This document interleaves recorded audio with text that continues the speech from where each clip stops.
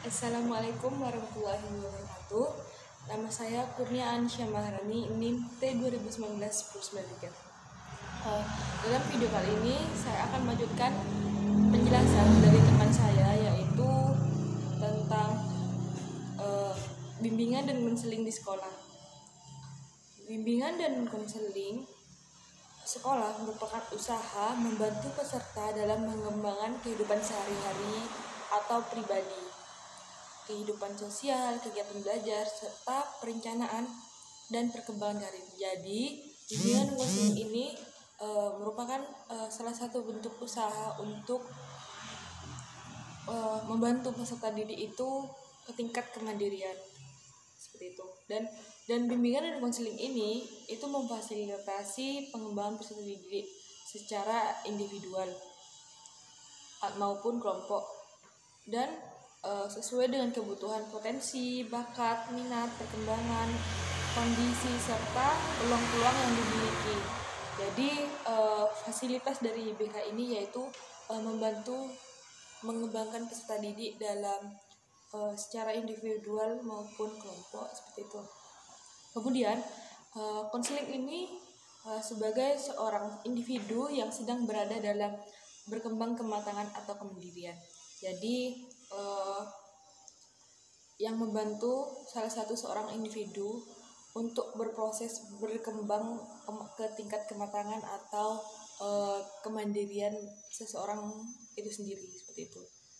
Kemudian untuk mencapai kematangan tersebut, konseling memerlukan bimbingan karena masih kurangnya memiliki pemahaman atau wawasan tentang lingkungannya. Jadi bimbingan ini berfungsi untuk membantu konseling itu sendiri untuk memberikan pemahaman atau wawasan tentang lingkungannya. Nah, menurut Prayitno, bimbingan dan konseling adalah pelayanan bantuan untuk peserta didik, baik secara perorangan maupun kelompok, agar mandiri dan bisa berkembang secara optimal. Sama seperti yang barusan saya jelaskan bahwa bimbingan konseling ini merupakan sebuah bisa dikatakan sebuah pelayanan atau bantuan untuk peserta didik, baik secara perorangan maupun kelompok. Nah,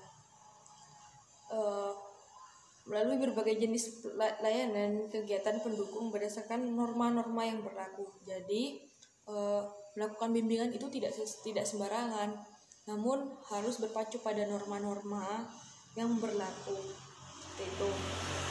Kemudian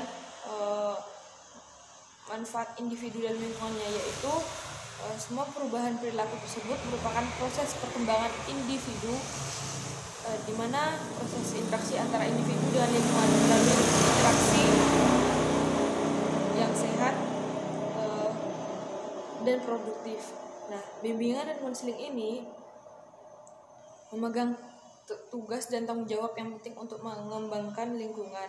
Jadi fungsi dari bimbingan dan konseling itu sendiri yaitu untuk mengembangkan dan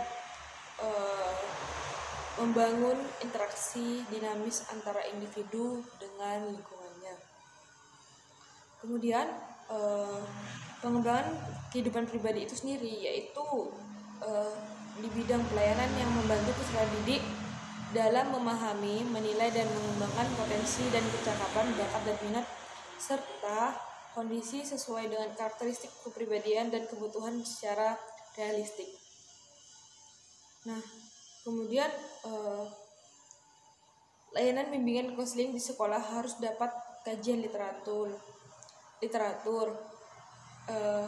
Layanan bimbingan dan konseling di sekolah harus dapat dilaksanakan. Nah, penyuluhan konselor bimbingan dan konseling haruslah memahami fungsi, prinsip, dan atas bimbingan dan konseling. Jadi penyuluh atau konselor yang ada di sekolah harus memaham betul dengan apa itu bimbingan dan konseling, bagaimana fungsinya, bagaimana prinsip bimbingan dan konseling, seperti itu. Jadi tidak sembarangan orang bisa menjadi penyuluh atau konselor di BK sekolah. Nah, jika seorang konselor sudah memahami yang tersebut di atas, maka mereka juga memahami gimana layanan bimbingan itu sendiri. Jadi seseorang yang melakukan penyuluhan atau konselor di sekolah, jika dia sudah paham dengan prinsip, kemudian manfaat BK itu sendiri, maka sudah bisa melakukan tugasnya sebagai konselor atau penyuluhan di bimbingan konseling di sekolah. Itu saja yang hanya dapat saya sampaikan. Kurang lebihnya mohon maaf. Assalamualaikum warahmatullahi wabarakatuh.